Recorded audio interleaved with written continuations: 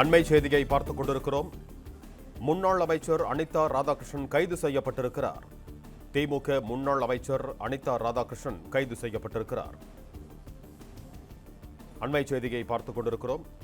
திமுக முன்னாள் அமைச்சர் அனிதா ராதாகிருஷ்ணன் கைது செய்யப்பட்டிருக்கிறார்.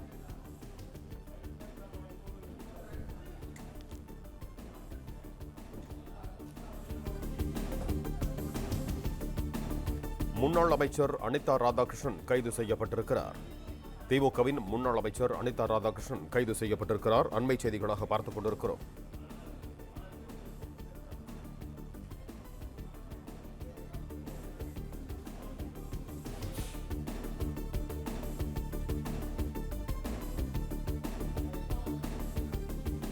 திமுக முன்னாள் அமைச்சர் அனிதா ராதாகிருஷ்ணன் கைது செய்யப்பட்டிருக்கிறார்.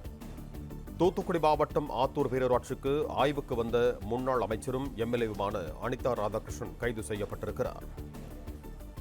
தூத்துக்குடி மாவட்டம் ஆத்தூர் பேரூராட்சிக்கு ஆய்வுக்கு வந்த முன்னாள் அமைச்சர் அனிதா ராதாகிருஷ்ணன் கைது செய்யப்பட்டிருக்கிறார்.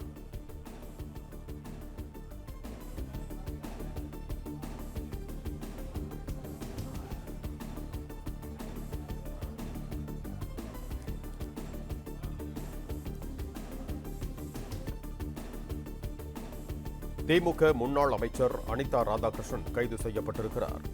தூத்துக்குடி மாவட்டம் ஆத்தூர் பேரூராட்சிக்கு ஆய்வுக்கு வந்த முன்னாள் அமைச்சரும் எம்எல்ஏவுமான அனிதா ராதாகிருஷ்ணன் கைது செய்யப்பட்டிருக்கிறார்.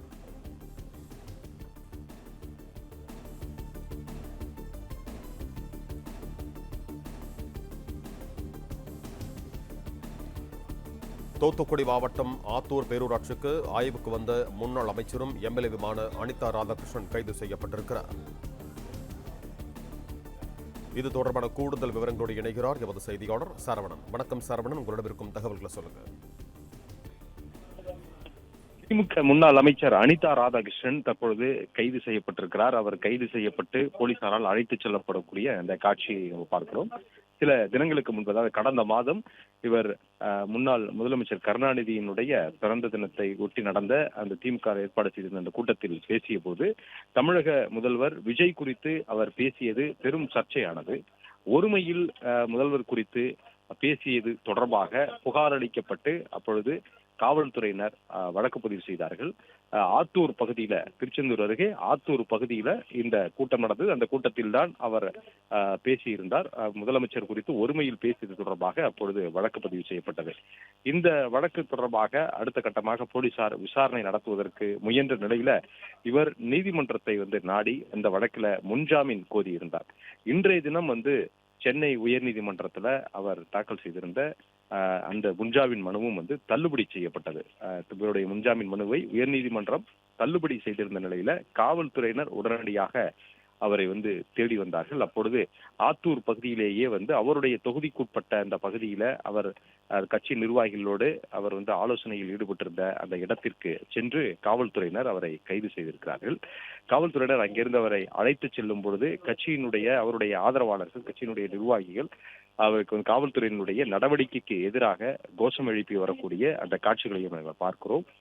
அனிதா ராதாகிருஷ்ணன் தற்போது கைது செய்யப்பட்டு போலீசாரால் அழைத்து செல்லப்படுகிறார். அந்த காட்சிகளை பார்க்கிறோம். சமீபத்தில் இவர் தமிழக முதலமைச்சர் விஜய் குறித்து பேசியது பெரும் சர்ச்சையான நிலையில, குறிப்பாக அவர் ஒருமையில் பேசி அந்த கூட்டத்துல ஒருமையில் பேசியிருந்தார். அந்த பேச்சு தொடர்பாக உடனடியாக புகார் அளிக்கப்பட்டு தாவேகா நகர செயலாளர் ஒருவர் தொடர்பாக புகார் அளித்தார். அந்த புகாரின் அடிப்படையில அனிதா ராதாகிருஷ்ணன் மீது வழக்கு பதிவு செய்யப்பட்டது. அதாவது அவதூறாக பேசுவது, இவருடைய பேச்சின் மூலமாக இரு பிரிவினரிடையே மோதலை உருவாக்கக்கூடிய வகையிலான அந்த பேச்சு உள்ளிட்ட பிரிவுகளின் கீழே அவர் மீது வழக்கு பதிவு செய்யப்பட்டிருந்தது.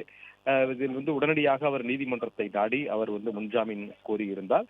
அந்த முன்ஜாமீன் கோரியிருந்த நிலையில்தான் அடுத்ததாக அவருடைய அந்த முன்ஜாமீன் மனுவும் தள்ளுபடி செய்யப்பட்டது. இன்றைய தினம் உயர்நீதிமன்றத்துல அந்த முன்ஜாமீன் மனுவும் தள்ளுபடி செய்யப்பட்டது. தள்ளுபடி செய்யப்பட்ட உடனடியாக காவல்துறையினர் நடவடிக்கை தொடங்கியிருந்தார்கள். நீதிமன்றத்தை நாடுவதாக தெரிந்ததும்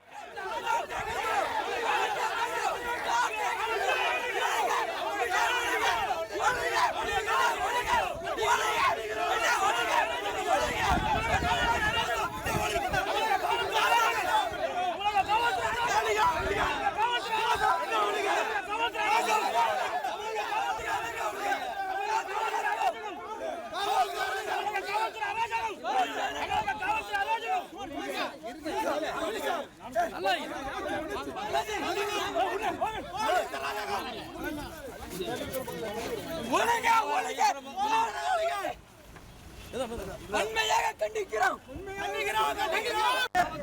ஒழிய